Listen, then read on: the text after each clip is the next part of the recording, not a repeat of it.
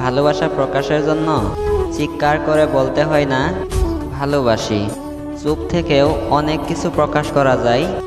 বছরের পর বছর ধরে একটা মানুষকে কখনোই ভালো লাগতে পারে না। যদি লাগে তাহলে সেটা ভালো লাগা নয়, সেটা হচ্ছে ভালোবাসা।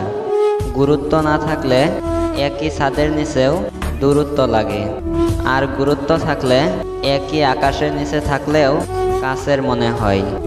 সময় বলে দেয় কে কার কতটা আপন। সময়ের সাথে বদলে যায় অনেক প্রিয়জন।